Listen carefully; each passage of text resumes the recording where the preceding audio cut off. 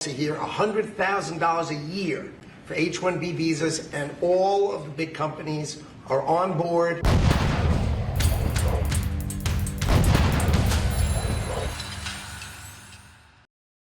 H-1B visa क्या है? ये एक नॉन इमिग्रेंट वीजा है। ये वीजा स्पेशल टेक्निकल स्किल वाले पदों पर विदेशी पेशेवरों की नियुक्ति की अनुमति देता है। आईटी, आर्किटेक्चर और हेल्थ जैसे प्रोफेशनल वाले लोगों के लिए जारी होता है। अमेरिका हर साल 65,000 लोगों को H-1B वीजा देता है। इसकी समय सीमा 3 साल की होती है। जरूरत होने पर इसे और 3 साल के लिए बढ़ाया जा सकता है।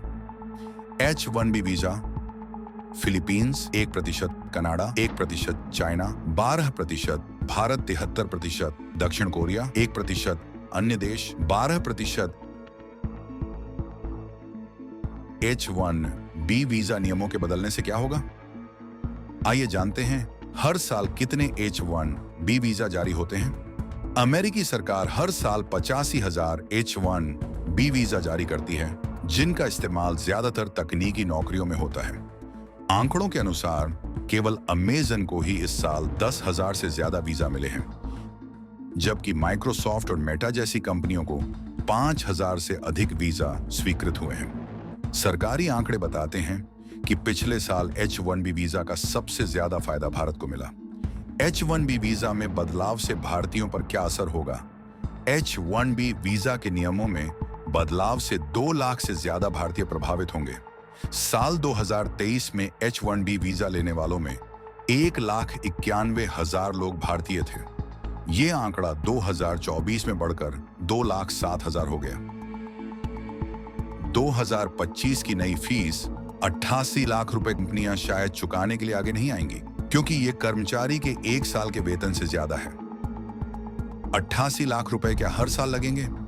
नए नियम के अनुसार H-1B वीजा के लिए $1 लाख की फीस एक बार देनी होगी। यह फीस नए आवेदनों पर लागू होगी। मौजूदा वीजा धारकों और नवीनीकरण रिन्यूअल्स पर यह लागू नहीं होगी। यह फीस 21 सितंबर 2025 से लागू होगी और 12 महीनों के लिए प्रभावी रहेगी। कंपनियों को इस भुगतान का प्रमाण रखना होगा। यदि भुगतान नहीं किया गया तो याचिका को अमेरिकी राज्य विभाग या होमलैंड सुरक्षा विभाग DHS रद्द कर देगा। अमेरिका से बाहर जाने पर क्या होगा? अगर कोई मौजूदा H-1B वीजा धारक कर्मचारी 21 सितंबर के बाद देश छोड़ता है, तो वापस अमेरिका आने के लिए उसकी कंपनी को 88 लाख भुगतान करने की जरूरत नहीं है। माइक्रोसॉफ्ट, JP मॉर्गन और अमेजन जैसी कंपनियों ने H-1B वीजा होल्डर कर्मचारियों को अमेरिका में ही रहने की सलाह दी है। कौन सी कंपनियां सबसे ज्यादा H-1B वीजा स्पॉन्सर करती हैं? भारत हर साल लाखों इंजीनियरिंग और कंप्यूटर साइंस के ग्रेजुएट तैयार करता है, जो अमेरिका की टेक इंडस्ट्री में बड़ी भूमिका निभाते हैं। इन्फोसिस, TCS, विप्रो, कॉग्निजेंट और HCL जैसी कंपनियां सबसे ज्यादा अपने कर्मचारियों को H-1B वीजा स्पॉन्सर करती हैं। व्हाइट हाउस की फैक्ट शीट में क्या कहा? ट्रंप के H-1B वीजा आवेदनों पर फीस बढ़ाने का समर्थन करने के लिए व्हाइट हाउस ने शनिवार को एक फैक्ट शीट भी जारी की। इसमें बताया गया कि इस कदम से अमेरिकी लोगों की नौकरियां सुरक्षित होंगी।